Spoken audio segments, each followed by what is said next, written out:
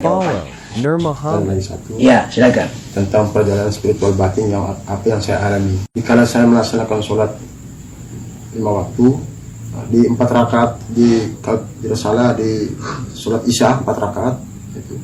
Rakaat pertama itu, di saat saya takbir ada suara dari dalam batin ini mengatakan bahwa menyembahlah aku Allah penciptamu. Lalu di saat saya ruku ada lagi suara yang mengatakan bahwa sembahlah aku Allah Maha Penciptamu. Setelah di saat sujud timbul lagi suara yang baru yang sangat indah sekali, suara itu mengatakan sembahlah aku Allah Maha Sejatimu. Di saat sujud ya. Di saat sujud. Di saat duduk di antara dua sujud ada suara yang sangat indah dan lembut sekali, suara itu. Dia mengatakan bahwa sesungguhnya sembahlah aku zat Allah. Lalu di antara saya bertakbir sampai salam, saya merasa masih gundah gulana bahwa sesungguhnya beberapa suara yang mengatakan dalam diri saya itu, mana Allah yang sebenarnya harus saya ikuti suara itu. Itu saja pertanyaan saya, cukup sampai situ. Ya. Jadi di dalam melaksanakan syariat kita mendapatkan hakikat. Itulah dikatakan dan dijelaskan sejak kemarin bahwa melaksanakan syariat bisa saja kita bermarifat kepada Allah. Bisa saja kita bertemu Allah di saat kita takbir. Bisa saja kita bertemu Allah di saat kita ruku. Bisa saja kita bertemu Allah di saat kita sujud.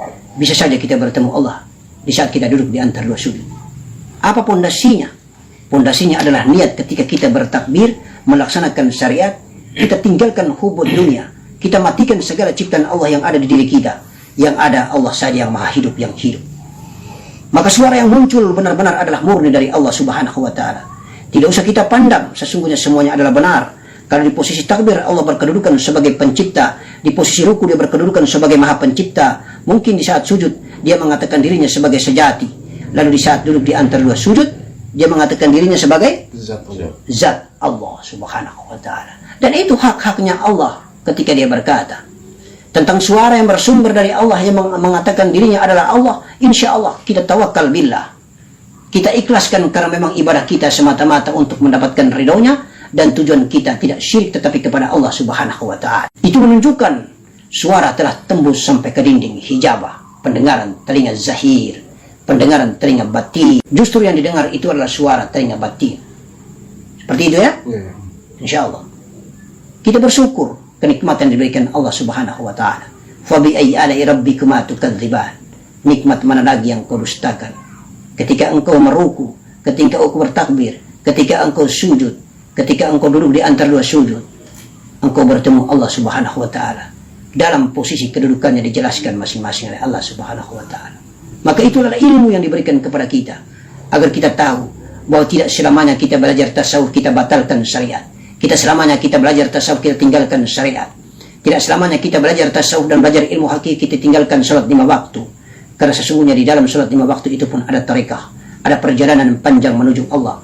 Entah kita bertemu Allah di saat takbir, entah kita bertemu Allah di saat ruku, entah kita bertemu Allah di saat sujud, entah kita bertemu Allah di saat duduk di antara dua sujud. Karena pada saat duduk di antara dua sujud itulah kesaksian antara Allah baginda Nabi Muhammad SAW terjadi. Di saat itulah kita bersyahadat. Di saat itulah kita sebagai Muhammad dan kita bersaksi atas Allah sebagai pencipta, Allah sebagai pencipta bersaksi atas diri kita sebagai Muhammad. Para malaikat sebagai pengawal pribadi, Jibril alaihissalam, Mikail alaihissalam, Israel alaihissalam, Israfil alaihissalam menjadi saksi.